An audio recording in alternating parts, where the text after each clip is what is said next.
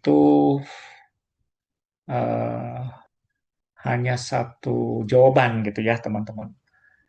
Tapi bisa saja kalau misalkan teman-teman menggunakan teknik pembuktian itu, yang ditekankan itu adalah definisi gitu ya, definisi eh, aksioma gitu ya, terus lema, kemudian teorema gitu ya. Nah, ada bagian-bagian misalkan teorema gitu ya, teman-teman. Jadi ada persoalan teorema. Nah, ini mau nggak mau teman-teman harus menghadapi bagaimana eh, pembuktian itu tuh tidak berdasarkan contoh gitu ya. Jadi bukan contoh, bukan hasil, tapi memperkuat. Jadi pernyataan kita tuh diperkuat gitu ya, diperkuat oleh teori-teori yang sudah dibuktikan gitu ya, atau definisi yang sudah disepakati, atau juga aksioma gitu ya. Bentar ya, atau juga aksioma. Nah, kalau aksioma itu biasanya eh, hasil dari penelitian sendiri gitu ya. Tapi dan itu diakui dan dapat diuji. Nah, yang dapat diuji itu kemudian orang bisa menggunakan orang lain ya, orang lain itu bisa menggunakan dengan metodenya dia gitu ya. Nah, itu sekedar penyampaian mengenai tentang teori bilangan gitu ya. Nah, ketika saya klik di sini, ya teman-teman juga sudah saya sharekan ya teori bilangan.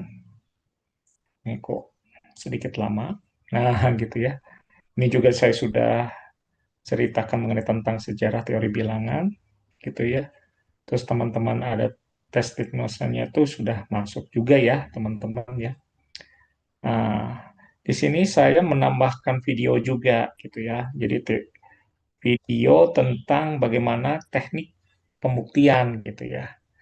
Nah, nanti teman-teman bisa lihat video ya yang saya sudah buat, gitu ya. Walaupun video yang saya buat ini tuh belum ada suara sayanya gitu ya.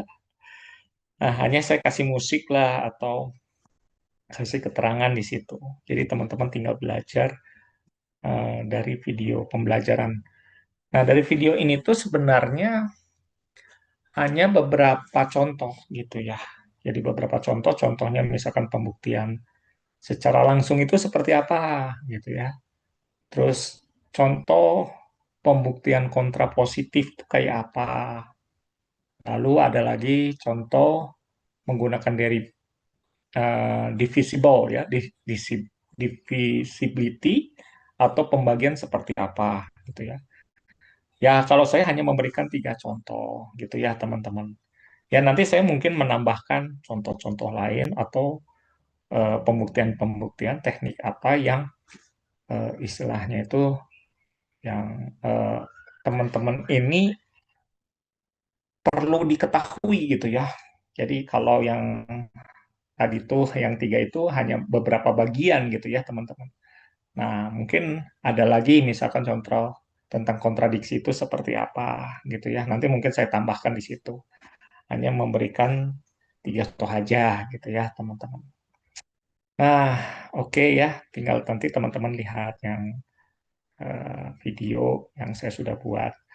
Nah, sebelum kita memahami lebih dalam ya mengenai tentang teori bilangan, ya alangkahnya kita mengetahui dulu ya dasar-dasar mengenai tentang teori bilangan. Nah, jadi teori bilangan itu diawali dengan pembagian dulu, gitu ya, teman-teman. Atau disebut divisibility ya. Jadi, teman-teman eh, sudah saya sampaikan ya. Jadi, divisibility ini atau teori bilangan ini tuh mengenai tentang keterbagian itu berkaitan bukan dengan bentuk pecahan. Nah, ini yang perlu diingat ya. Jadi, bukan bentuk pecahan, bukan bentuk desimal, tapi merupakan bilangan bulat ya. Nah, ini catatan teman-teman ya yang sangat penting. Jadi, teori bilangan itu yang berkaitan dengan bilangan bulat saja. Nah, ada alasannya sebenarnya ya bilangan bulat. Kenapa Pak? Eh, Pak Martin menjelaskan, nah ini seru sekali ya. Kenapa Pak Martin ini untuk teori bilangan itu hanya bilangan bulat saja, itu pasti ada alasan yang kuat gitu ya teman-teman. Nah, mungkin teman-teman sudah pernah saya jelaskan juga ya mengenai tentang sejarah teori bilangan, tentang zamannya Mesir kuno gitu ya, terus tentang namanya Babilonia, Sumeria gitu ya. Dan saya belum mencantumkan ya ke dalam streamlit saya. Sebenarnya ada di 2013 2023 A1 ya. Nah, saya juga mencantumkan mengenai tentang sejarah-sejarah eh, teori bilangan gitu ya. Jadi teori bilangan itu ya diawali dengan zamannya peradaban, peradaban tertua ya, Mesir kuno, Sumeria, dan satu lagi itu kerajaan Cina ya, Cina kuno gitu ya, dan Yunani ya, Yunani kuno. Nah, jadi peradaban-peradaban itu dibentuk karena ya berdasarkan mengenai tentang filsafat gitu ya, filsafat ya. Nah, psikologi yang ditekankan itu biasanya dikembangkan di zaman Yunani kuno gitu ya. Tapi kalau yang filsafat atau psikologi yang di zamannya Mesir kuno itu atau sampai Sumeria ya, itu belum sampai ada catatannya gitu ya. Kalau di Yunani kuno itu ada catatannya. Yang membuat itu kan Aristoteles ya, Plato dan Aristoteles. Jadi psikologi itu bisa diartikan adalah ilmu kejiwaan gitu ya teman-teman. Jadi saat mempelajari matematika itu apa dampak kejiwaan seseorang gitu ya. Nah itu sudah dipelajari di zaman Yunani kuno gitu ya. Nah kalau misalkan teman-teman lihat struktur gitu ya, struktur-strukturnya dari perhitungan Mesir kuno gitu ya atau Sumeria, eh, tulisan itu kalau misalkan teman-teman mengamati itu biasanya itu dengan menggunakan bilangan bulat gitu ya. Jadi nggak pakai desimal ya teman-teman. Tapi sebenarnya mereka mempelajari desimal, tapi desimal itu dilakukan ketika mereka itu menggunakan cara-caranya itu dengan bilangan bulat gitu ya teman-teman. Jadi bukan bilangan pecahan atau bilangan desimal gitu ya. Ah, nantilah contohnya ya. Nah, itu sebabnya kenapa kita menggunakan bilangan bulat ya. Ya, karena adalah merupakan satu dasar menjelaskan segala sesuatu pada bilangan real. Bilangan bulat tuh begitu gitu. Atau sebagai nenek moyangnya lah gitu ya. Orang memahamin itu bukan memahamin yang ngejelimet gitu ya teman-teman. Tapi pada umumnya mereka itu memahami secara apa ya, secara nyata lah ya, nyata. Contohnya apa? Bilangan bulat yang nyata Pak. Ada ya teman-teman. Mungkin teman-teman kalau misalkan pernyataan satu batu ya, satu apel, dua apel, tiga apel. Ya, tidak mungkin misalkan 3,5 apel gitu ya, tapi menyatakan 3 apel, 6 apel. Nah, itu contoh dasar gitu. Jadi jarinya zamannya prasejarah gitu ya. Mungkin sebelum Mesir kuno gitu ya teman-teman, sebelum Mesir kuno itu ada prasejarah itu kalau misalkan kita lihat eh, apa namanya pahatan-pahatan batu ya, pahatan-pahatan batu, tulisan-tulisan lah, tulisannya itu nggak seperti huruf gitu ya, belum terbentuknya aksara, namanya kan prasejarah itu belum mengenal namanya tulisan ya teman-teman, tapi gambar-gambar. Nah ada gambar-gambar itu yang menyatakan angka atau nilai. Nah, angka-angka nilai itu mereka menggunakan, kalau kita lihat adalah menggunakan bilangan bulat gitu ya, tidak menggunakan desimal gitu ya teman-teman. Jadi untuk memahami mengenai tentang konteks dari pembuktian ya, dari pembuktian matematika itu biasanya menggunakan bilangan bulat dulu sebagai penyampaian dasar ya, teman-teman, sebagai penyampaian dasar. Nah, contoh misalkan mengenai tentang definisi ya, keterbagian. Nah, keterbagian itu yang teman-teman yang harus diperhatikan itu adalah dua bilangan ya, dua bilangan. Nah, dua bilangan itu adalah dipastikan merupakan bilangan bulat. Nah, di sini misalkan kita mengamati ya dari definisi ini A, B elemen Z ya. Elemen Z ini itu adalah merupakan bilangan bulat. Gitu ya, teman-teman. Jadi A, B di mana A, B itu adalah merupakan bilangan bulat. Nah, dengan A tidak boleh sama dengan 0, ada alasannya bahwa sesuatu nilai itu tidak bisa dibagi dengan 0. Nah, gitu ya. Tidak bisa dibagi dengan ketiadaan, gitu ya, teman-teman ya. Ya, kalau bisa, misalkan gini ya, ada sebuah kue gitu ya, dibagi dengan nggak ada orangnya. Nah, magic banget ya, teman-teman.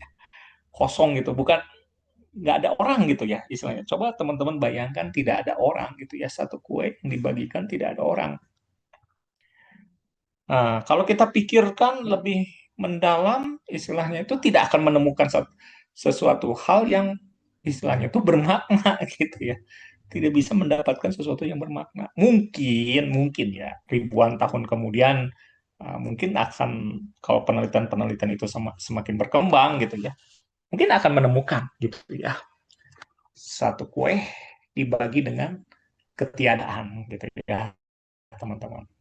Nah, ini kan belajar filsafat juga ya. Apakah hasilnya bisa ditentukan? Nah, gitu ya. Ya nggak bisa. Kalau kita jelas ya, 3 dibagi 0 aja, gitu ya. 1 dibagi 0, itu kan tidak bisa terdefinisi dengan jelas ya. Tidak bisa terdefinisi, nilainya berapa, itu tidak bisa.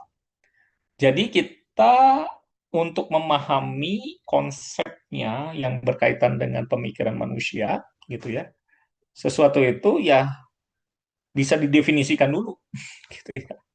Kalau tidak bisa terdefinisikan, nah mohon maaf ya, berarti eh, pemikiran itu di luar konteksnya untuk di dunia nyata, gitu ya teman-teman. Wah, ada dunia nyata, ada dunia maya ya teman-teman. Saya kurang tahu juga nih ya. Nah, itu sebabnya tidak boleh sama dengan nol. Nah, kalau kita tuliskan B itu habis dibagi dengan A. Nah, atau B-nya itu, atau A itu membagi B, gitu ya. Nah, ini terdapat bilangan bulat, ya, misalkan K, sehingga B itu sama dengan K kali A. Nah, jika A tidak bisa membagi B, maka simbolnya itu menggunakan ada tanda, nah gitu ya, strip gitu ya. Jadi artinya B tidak bisa tidak bisa dibagi oleh A, tidak habis dibagi oleh A, gitu ya.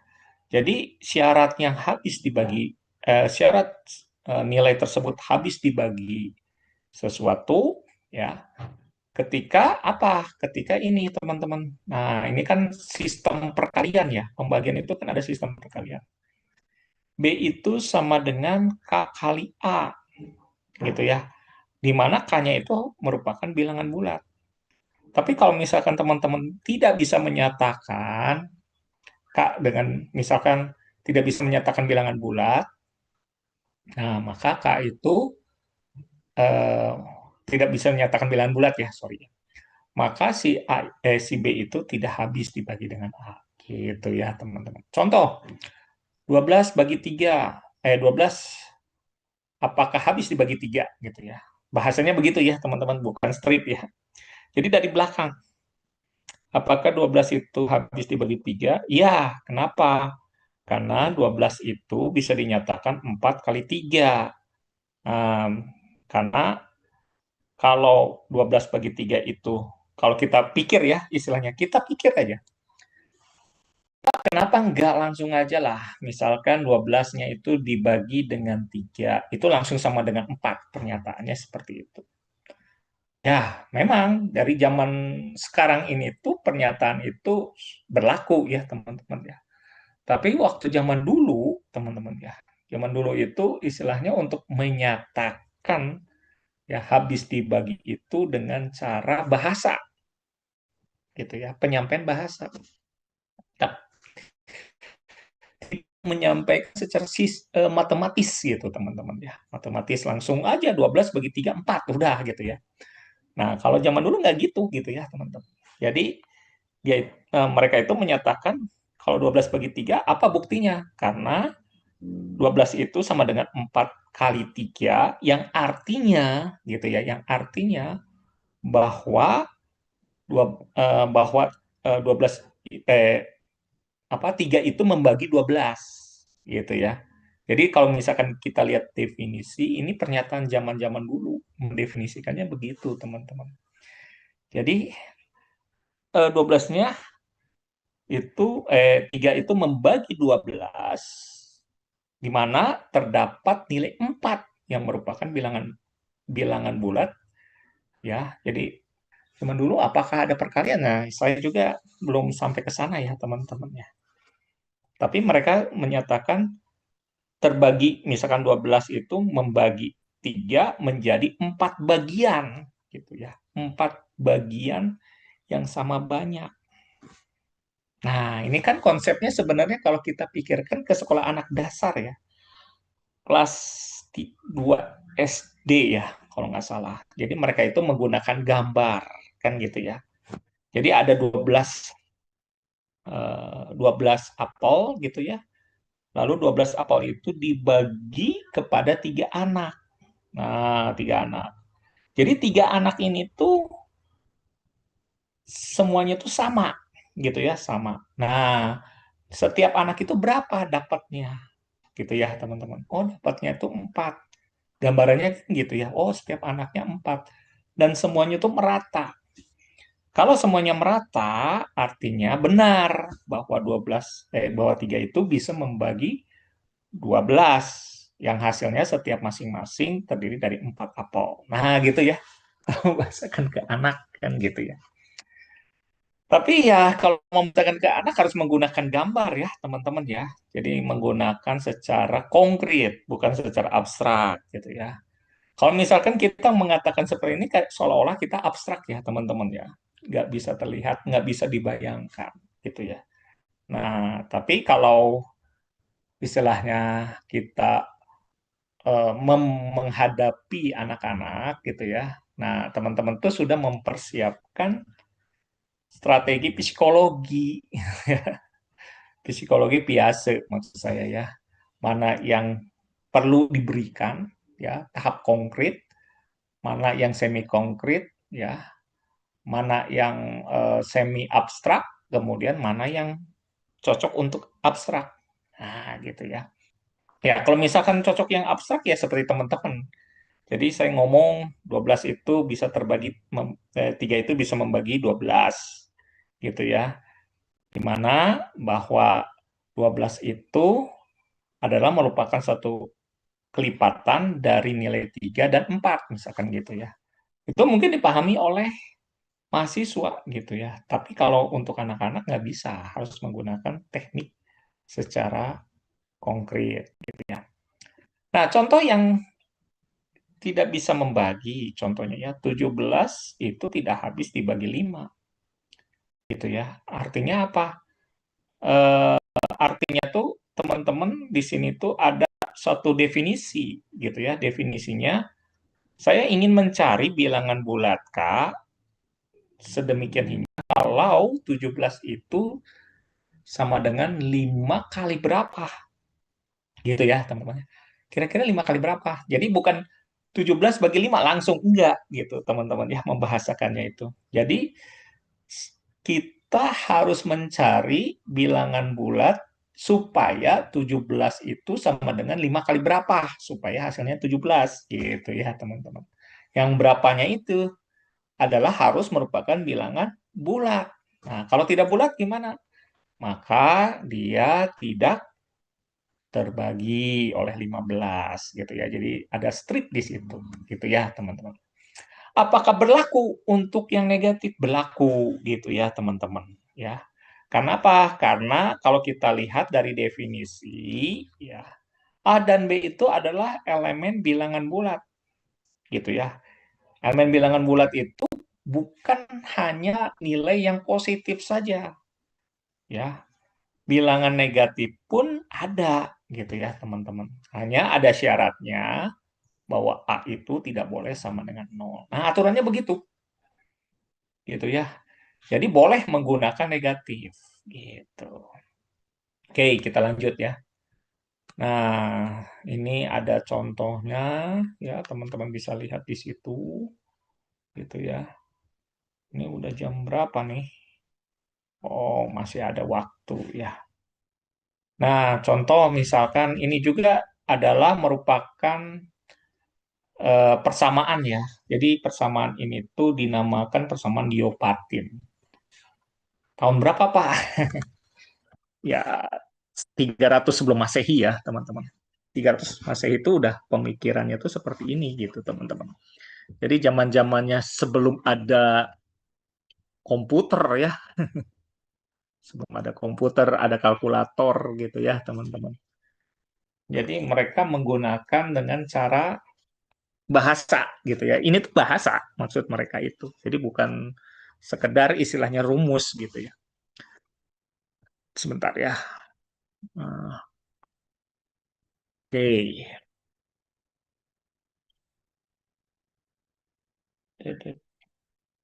Ya, oke ya. Nah, jadi ini tuh, nah ini ya. Ini bukan sekedar rumus ya. Nah, mungkin rumus sekarang seperti ini gitu ya. Tapi kalau misalkan teman-teman melihat penerjemahan dari filsafat Yunani kuno, nggak seperti ini gitu ya, teman-teman. Jadi dia seperti tebak-tebakan menggunakan pantun gitu ya, pantun. Pantunnya tuh mungkin begini ya, pantunnya itu. Jadi ada nilai misalkan di sini ya, ada 37 buah jeruk misalkan kan. Terus kemudian saya akan mencoba memindahkan ke buah jeruk itu 37 itu ke 5 keranjang. Nah, jadi pertanyaannya itu berapakah sisa ya, sisa buah jeruk yang istilahnya tuh eh, yang tidak rata gitu ya. Ada 37 di situ jeruknya, 37 gitu ya. Ini ada 5 bagian. Satu, dua, tiga, empat, lima gitu ya. Nah, dari 37 jeruk ini tuh dimasukkan secara merata. Nah, ini ya, rata. Shoot, gitu ya. Nah, jadi pertanyaannya tuh berapa sisanya? Gitu ya, teman-teman. Berapakah sisanya buah jeruk yang istilahnya itu tidak merata? Nah, itu ya yang sehingga yang tidak merata supaya rata semua dan pasti ada sisanya. Nah, mungkin kan jawaban-jawaban siswa bervariasi. Mungkin gini ya, 37 nah, dibagi dengan 5 misalkan gitu ya. 5. Ini juga 37 bagi 5 lah gitu ya. Nah, ada yang berpikiran bahwa 37 itu dikalikan dengan 6 kan gitu ya. 6. Nah, ini kan zaman sekarang ya, teman-teman ya. 30. Zaman sekarang tuh begini gitu ya. Zaman dulu nggak gini. Jadi istilahnya tuh menggunakan konsep geometri sebenarnya ya, teman-teman. Wah, lebih seru lagi sebenarnya geometri bahasanya itu. Nah, kalau yang 5, nah bisa aja misalkan 7 ya. Kan jelas lah 6 dengan 7 kan berbeda ya, teman ya. 35. Di sini 35. Jadi hasilnya itu adalah 2. Nah, ini kan langsung presisi ya, hasilnya itu sama dengan 2. Nah, tapi kalau yang ini ya, teman-teman ya, 6 ini ini jadi 7 kan? 7. Nah, 7. Berarti ada yang pernyataan ada 7 jeruk gitu kan. yang tersisa. Nah, semuanya itu sudah merata. Nah, apakah pernyataan yang pertama ini tuh benar gitu ya? Atau yang kedua yang benar gitu ya? Nah, ini kan perdebatan sebenarnya tuh, perdebatan dari seorang filsuf gitu ya. Wah, ini ininya tuh gini gini gini gini. Oke lah, pokoknya A-nya udah ada. B-nya itu merupakan bilangan bulat. Oke, gitu ya. Nah, ini udah bilangan bulat, maka sisanya antara perdebatan. Ini 7, semuanya bisa merata. Ini juga ada, tapi sisanya itu 2. Nah, gitu ya. Nah, jadi berpikir kembali. Nah, yang filsuf yang berikutnya itu dia berpikir, oh masih bisa, karena dia masih kurang dari 5 keranjang. Jadi dia harus masukin lagi sebanyak 5. Kan gitu ya. Oh, harus dikurangin. Jadi 5. Nah, gitu ya, 5. Oh benar, sisanya 2. Gitu ya teman-teman ya. Oh, ternyata ada disiplin. Maka dari situ ada pernyataan. Ya, pernyataannya itu nggak sekedar istilahnya itu syarat-syarat hanya pemanis saja. Enggak ya teman-teman ya. Nah, jadi R-nya sisa itu udah ada. Nah, tapi di sini tuh ada syaratnya. Gitu ya. Di mana R-nya itu harus kurang dari nilainya keranjang gitu ya. Nilainya ininya pembagi ini harus kurang. Kalau dia lebih, gitu ya. Kalau dia lebih berarti dia masih bisa dibagi ya kepada 5 keranjang. Tapi kalau nggak bisa, nah dia udah stop di situ. Nah inilah yang disebut dengan namanya sisa. Itu maksudnya sisa tuh gitu teman-teman. Jadi itu sejarahnya begitu gitu ya.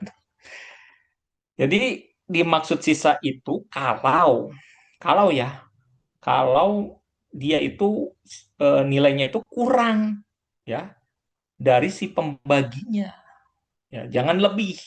Kalau lebih ya istilahnya bukan sisa jadinya gitu ya teman-teman. Nah itu adalah pernyataan teorema 1.2 gitu ya. Nah teorema 1.2 itu pernyataan yang bukan definisi ya teman-teman, masih bisa diperdebatkan gitu ya. Nah itu ya teman-teman. Oke, paham ya sampai situ ya. Nah, jadi apakah ini bisa dikatakan valid Pak? Benar. Ya, kalau dengan teorema bisa saja berubah ya, teman-teman ya. Tapi sampai sekarang itu tetap ya, teman-teman, tetap. Jadi istilahnya itu zaman-zaman sekarang itu masih digunakan teori dari Diopantin ini gitu ya. Nah, contoh misalkan 37 dengan 5 ya. Nah, R-nya itu sama dengan 2 betul ya. Yang kurang dari nilai 7.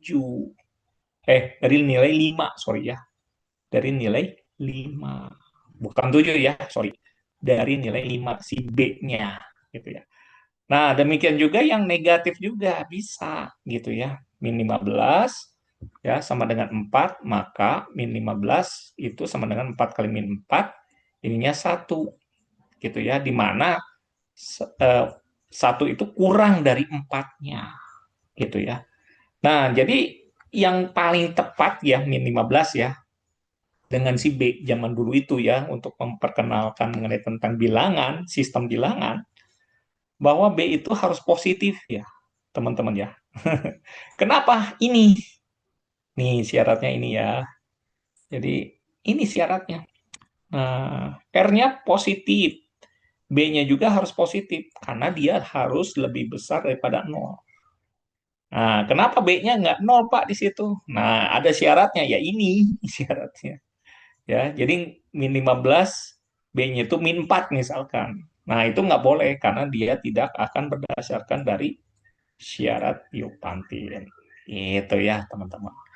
Nah, ini adalah merupakan dasar-dasar tentang pengenalan bilangan bulat atau keterbagian gitu ya.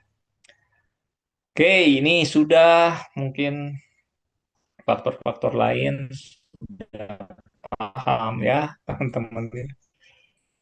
Nah, ini bilangan prima gitu ya. Jadi bilangan prima adalah merupakan bilangan yang tidak bilangan asli ya. Hati-hati nih. Sorry ya. Bilangan prima itu bilangan asli, bukan negatif ya, teman-teman. Jadi min 7 eh, itu bukan bilangan prima. Nah, bilangan prima itu harus lebih besar daripada satu, gitu ya, lebih besar daripada satu. Nah, jika bilangan prima itu, kalau kita lihat ya, adalah satu-satunya faktor positif adalah satu dan P itu sendiri, ya. Contoh misalkan ya, 5 aja ya, 5 aja. Jadi 5 itu difaktorkan itu antara satu dan 5, nggak ada lagi. Nah, ini yang merupakan bilangan prima. Nah, kalau 6 bisa nggak? Atau 9 lah, 9 ya. Kelihatannya ganjil gitu ya. Kayaknya bisa bilangan prima, Pak. Nah, gitu ya. Kalau kita faktorkan, itu bisa 3 dengan 3. Gitu ya. Kalau udah seperti ini bukan merupakan bilangan prima. Ya, teman-teman ya. Ini bukan merupakan bilangan prima. Jadi, walaupun dia ganjil, gitu ya, bisa difaktorkan, dia bukan merupakan bilangan prima. Gitu ya. Oke, nah di sini bilangan prima itu harus lebih besar daripada satu, ya, harus lebih besar daripada satu. Jadi negatif tidak digunakan. Satu pun bukan merupakan bilangan prima, gitu ya, karena udah sepakat di situ ya teman-teman. Dan tepat faktornya itu satu dan P itu sendiri. Nah, gitu ya. Bilangan bulat N lebih besar daripada satu yang bukan bilangan prima atau selain bilangan prima itu yang disebut dengan bilangan komposit ya, atau bilangan yang bisa difaktorkan itu aja ya teman-teman ya. Kalau ini faktornya cuma dua, satu dan bilangan itu sendiri. Nah, bilangan prima itu terdiri dari ini aja gitu ya. Nah, sebenarnya bilangan-bilangan prima ini tuh sudah dikenalkan oleh Eratosthenes ya, tahun 300 sebelum Masehi juga ya, teman-teman ya. Jadi bilangan prima itu bukan sesuatu yang baru gitu ya teman-teman, udah lama banget gitu ya. Jadi satu-satunya bilangan prima yang dua itu adalah merupakan satu-satunya bilangan genap ya. Jumlahnya itu bilangan prima itu tak hingga. Nah, ini dibuktikan oleh Euclid ya, Euclid. Nah, tapi pengembangan Euclid itu dari Aristoteles ya. Nah, gimana kita menentukan bilangan prima itu gitu ya teman-teman. Oke, saya gunakan ini ya. Ntar ya. Ntar.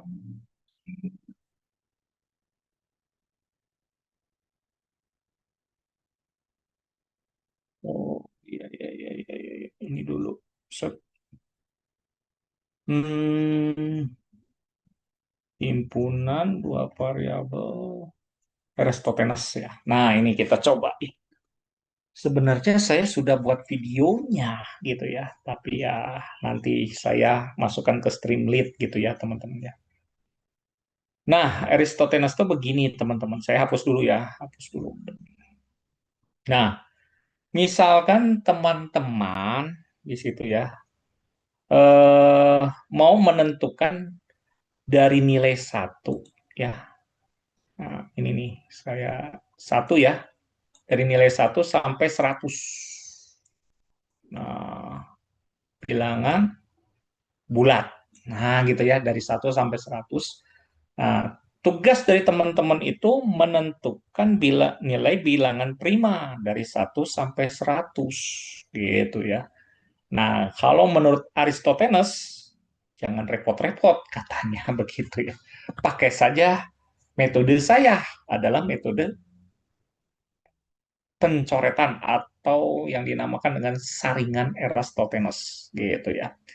Caranya gimana nih Pak? Nah, caranya itu gini katanya tuh. Ada bilangan prima.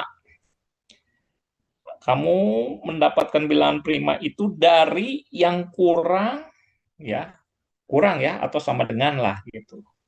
Yang kurang dengan akar n. Nah, akar N itu apa, Pak? Akar N itu adalah nilai yang 1 sampai 100, nilai banyak, nilainya gitu ya. Atau nilai yang terbesar lah gitu ya. Nilai yang terbesar itu berapa? Berarti N-nya itu adalah 100 kan gitu ya, teman-teman ya. 100 nih. Nah, 100. Oh, kok gini ya? Nah, gitu aja ya. Oke, nanti difoto ya, teman-teman ya. Aduh, saya kagok ini mau fotonya. Nah, ini bilangan prima yang akar N. Nah, jadi misalkan teman-teman gini, bilangan prima yang kurang atau sama dengan akar 100, misalkan gitu ya.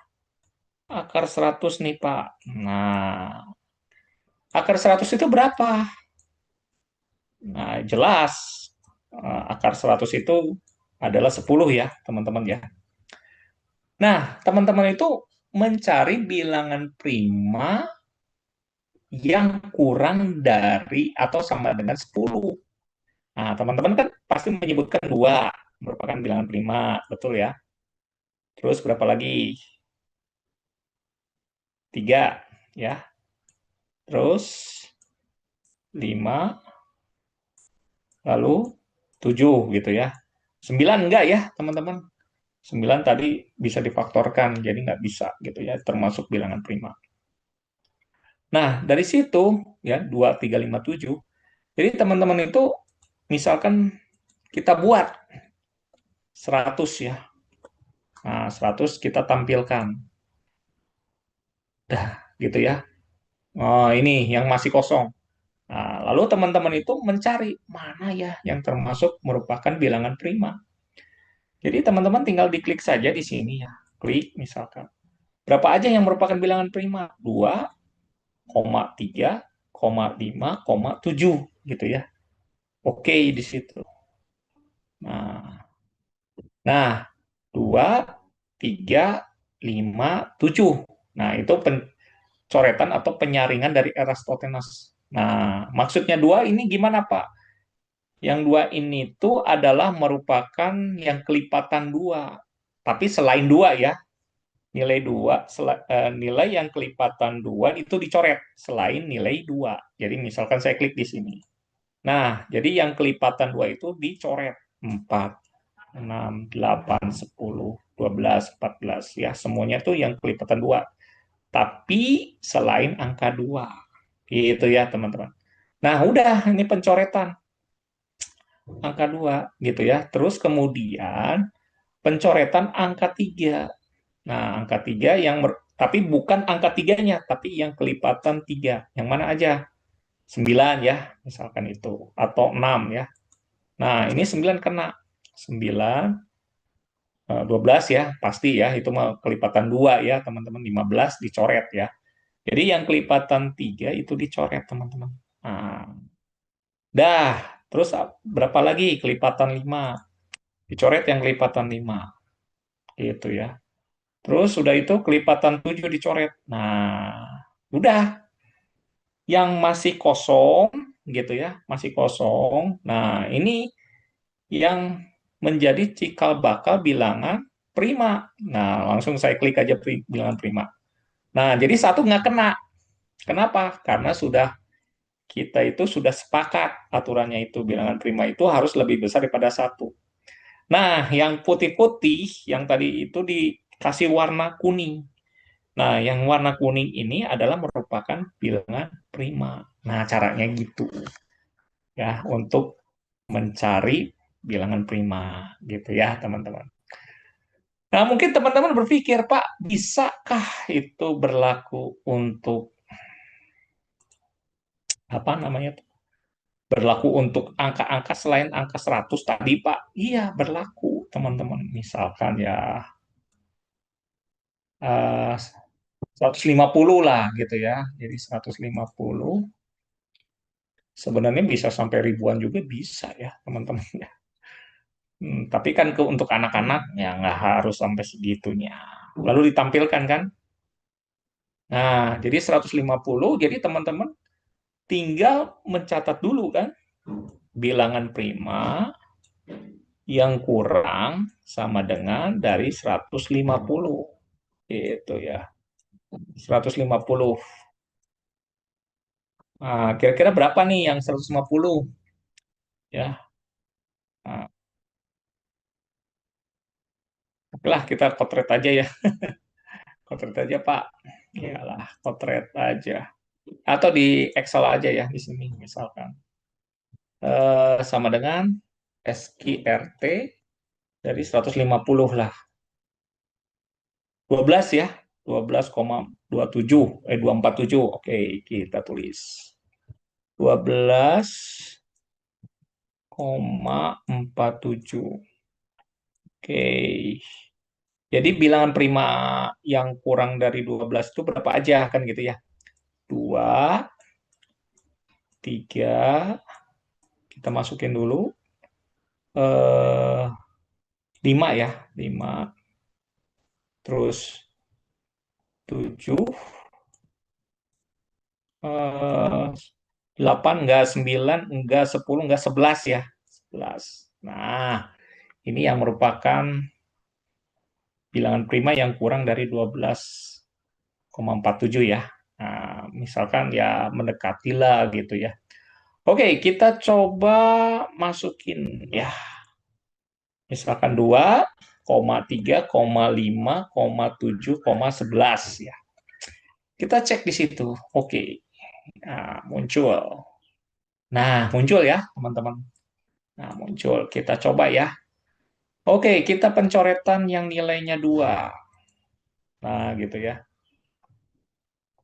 Lalu kita pencoretan yang nilainya 3. Nah, kita coret yang nilainya 5. Oke, yang kelipatan 5. Wah, sudah ini ya, 7. Nah, gitu. Terus tinggal 11. Nah, 11 ini ya, 121 tinggal itu doang nih kayaknya ya, teman-teman. Nah, udah sampai situ. Nah, sekarang kita cek untuk bilangan primanya. Nah, gitu ya. Selesai nih, teman-teman. Ya, selesai. Jadi, untuk menentukan bilangan prima, ya yang kuning dicatat.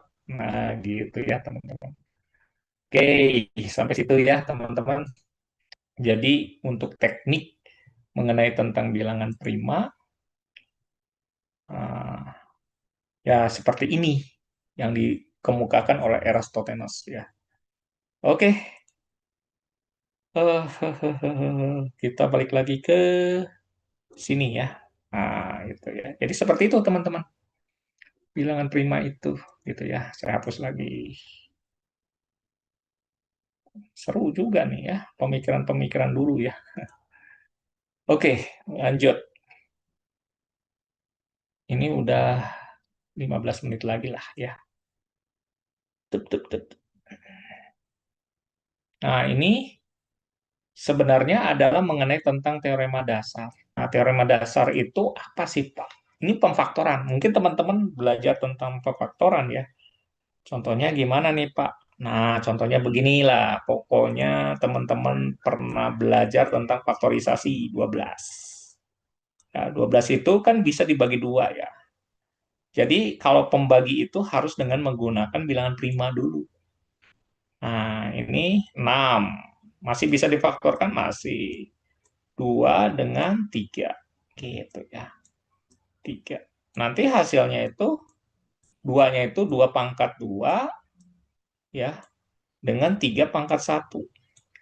Nah, di mana angka 2 dan 3 adalah merupakan bilangan prima. Gitu caranya itu menjelaskannya. Ini. Gitu ya, teman-teman.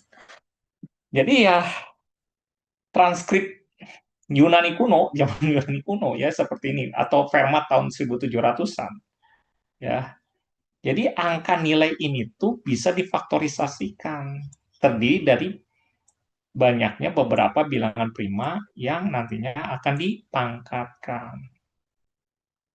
Itu ya, teman-teman. Ada pertanyaan mungkin teman-teman untuk hal yang seperti ini?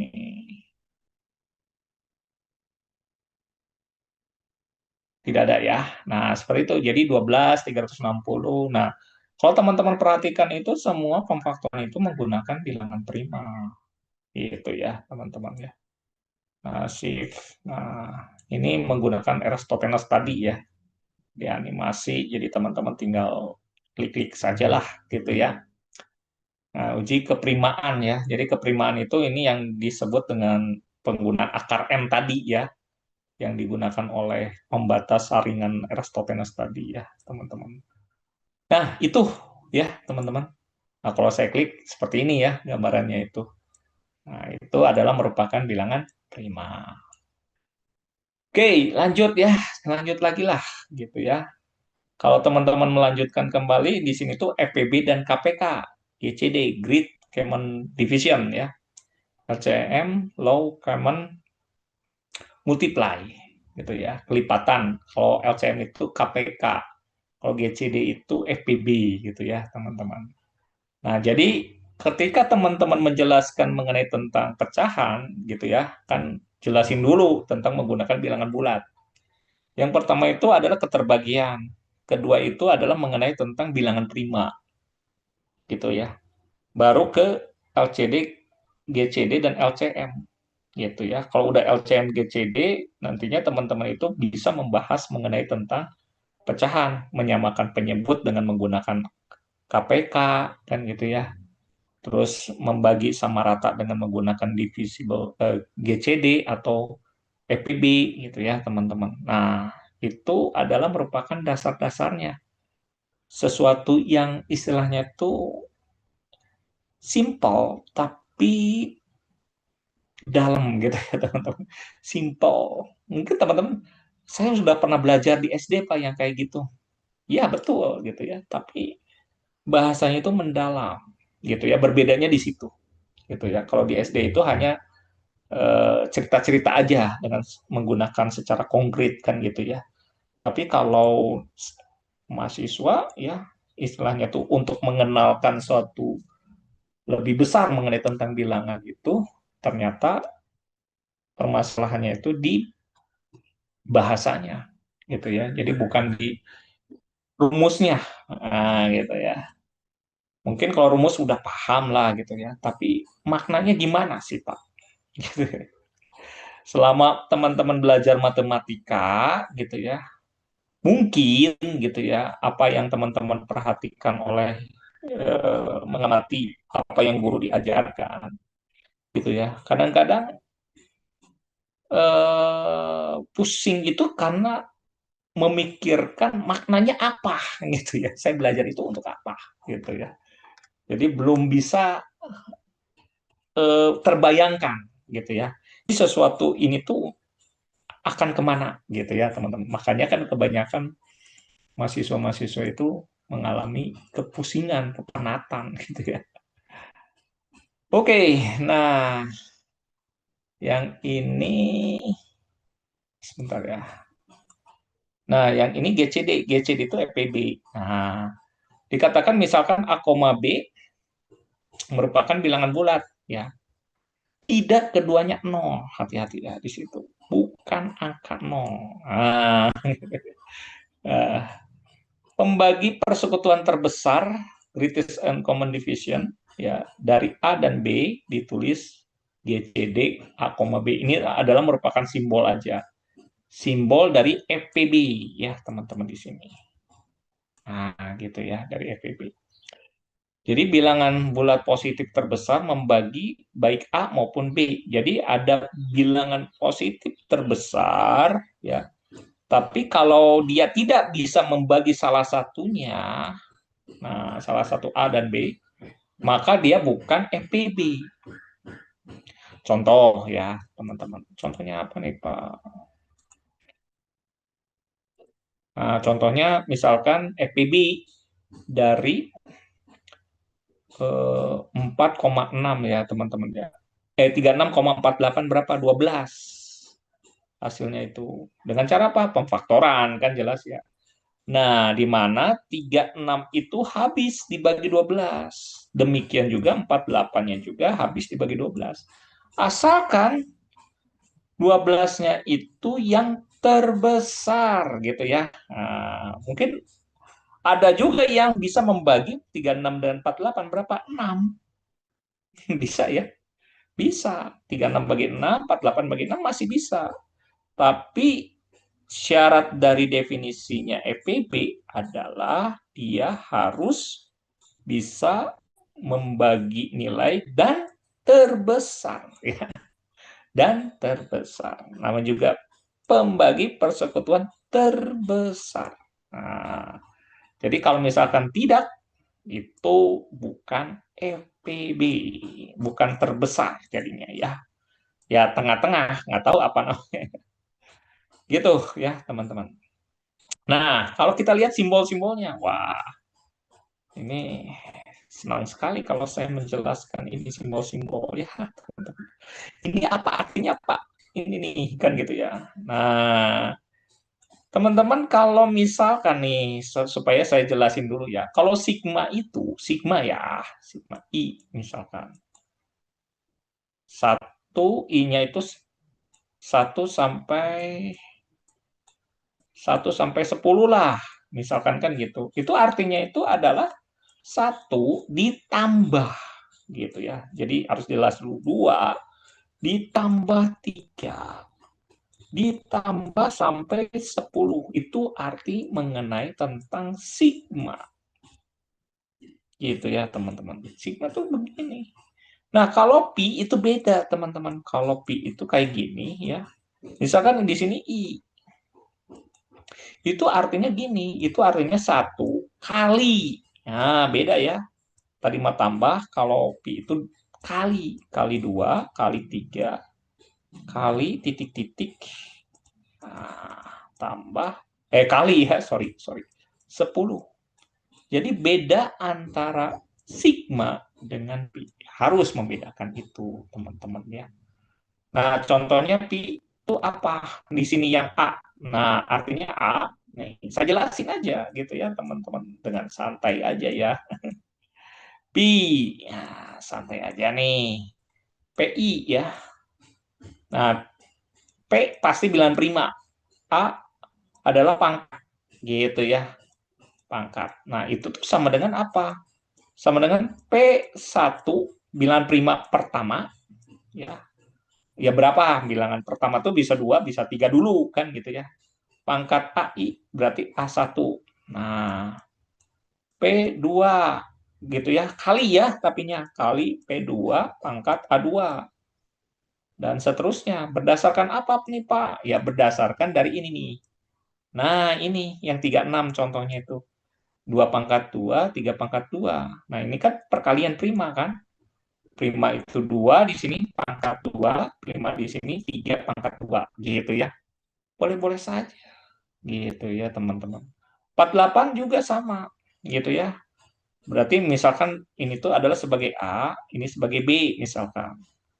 Jadi menggunakan simbol pi gitu ya. Simbol pi itu perkalian ya, perkalian antara prima gitu ya. Ini juga sama ya. Nah, kalau GCD kita ambil pangkat yang sama, tapi ambil pangkat yang paling rendah. Misalkan gini, pasangannya 2 pangkat 2 dengan 2 pangkat 4. Nah, ini pasangannya. 2 pangkat 2 dengan 2 pangkat 4 berarti yang paling kecil itu minimal yaitu pasti 2 pangkat 2. Gitu ya. Nah, terus yang kemudian 3 pangkat 2 dengan 3 pangkat 1. Kecil mana? Ya 3 pangkat 1. Nah, itu FPB. Nah, baru dikalikan 4 kali 3 12. Gitu caranya. Gitu ya, untuk memahami mengenai tentang simbol FPB dan KPK. Gitu ya. Oke, ada yang mau ditanyakan dulu teman-teman? Waktunya cukup habis. Aduh, saya ingin menjelaskan KPK-nya ya teman-teman, supaya ya simbol-simbol matematika yang teman-teman baca itu menjadi sesuatu yang hal yang biasa. Ketika teman-teman membaca tuh, oh iya kayak gini ya, mudah sebenarnya itu gitu ya. Tapi kadang-kadang kan orang nggak terbiasa ya dengan hal yang seperti itu gitu ya. Ya seperti teman-teman menggunakan WA Jadi menggunakan bahasa singkat gitu ya. Nah, zaman dulu mungkin begitu ya, singkatannya itu menggunakan simbol aksara Yunani ya. Jadi kalau misalkan mereka menggunakan bahasa kan panjang ya teman-teman ya. P1 kali A1, wah terus gitu ya. B sama dengan ini adalah ini. GCD-nya adalah ini yang minimalnya harus gini. Kan panjang gitu ya.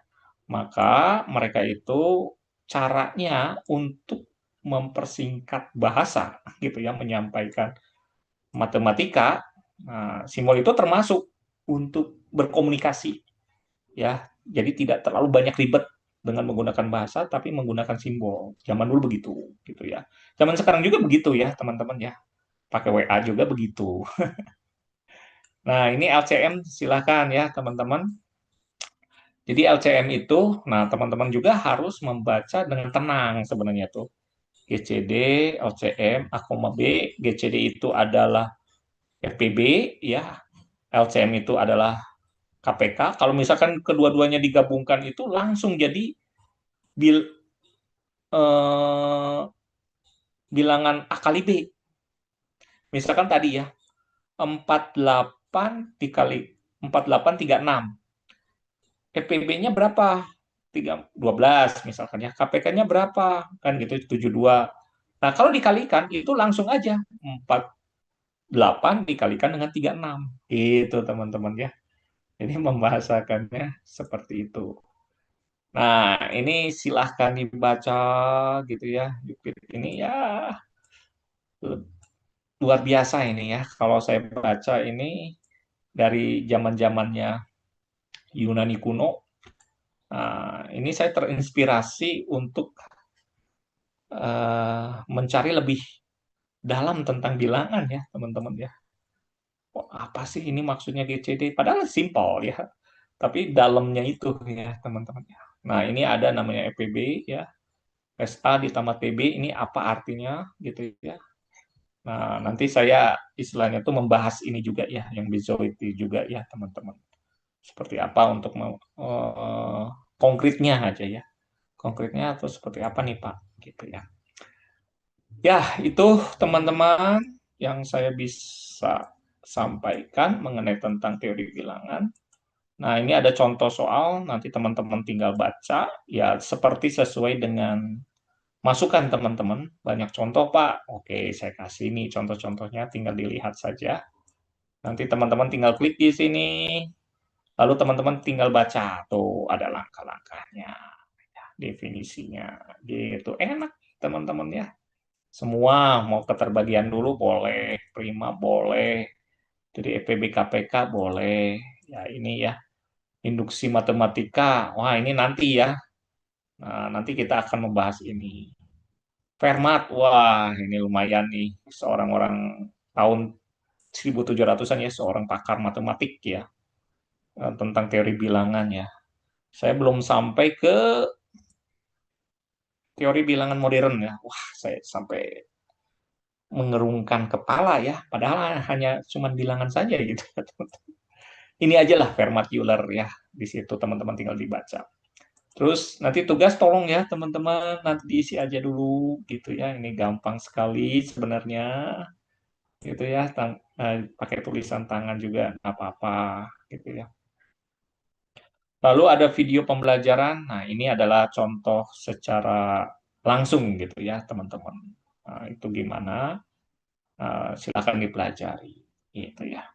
Oke, sampai situ teman-teman. Ada yang mau ditanyakan dulu atau cukup?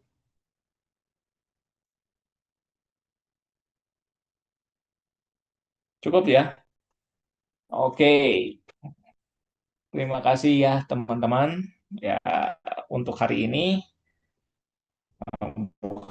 ini juga di pertama-tama ya. Sampai hari ini kita berfilsafat terus ya tentang namanya bilangan gitu ya teman-teman ya. Jadi nggak sekedar namanya hitung-hitungan gitu ya. Nah, mudah-mudahan nanti ketika teman-teman sudah selesai dari IKIP Siliwangi gitu ya, lulus dengan eh, luar biasa gitu ya. Kalau saya katakan semua luar biasa sih istilahnya tuh tidak harus IPK tinggi gitu ya, yang luar biasa gitu ya. Yang Yang terpenting adalah implementasi ketika teman-teman di lapangan. Itu aja sih saya tuh. Jadi anggapnya luar biasa semua gitu ya. Mudah-mudahan yang teman-teman pelajari mungkin hal yang sebagian kecil, tapi nanti teman-teman bisa mengembangkan lebih luas lagi ketika teman-teman mengajar di sekolah atau di perusahaan ya. Jadi bukan hanya sebagai seorang guru, mungkin sebagai seorang eh, apa ya supervisor ya, voice keren ya. Jadi seorang supervisor di satu perusahaan yang menerjemahkan ya grafik-grafik yang ada ya atau juga data-data yang ada ya seenggaknya dengan belajar matematika diskrit ini ya teman-teman tidak hanya bahasa yang satu tambah satu gitu ya, tapi satu tambah satu itu bisa dikembangkan lebih banyak lagi gitu ya teman-teman. Oke gitu teman-teman, sampai ketemu lagi minggu depan ya. Saya izin live ya semuanya. Terima kasih. Terima kasih banyak, Terima Bapak. kasih Bapak. Terima kasih. Sama-sama.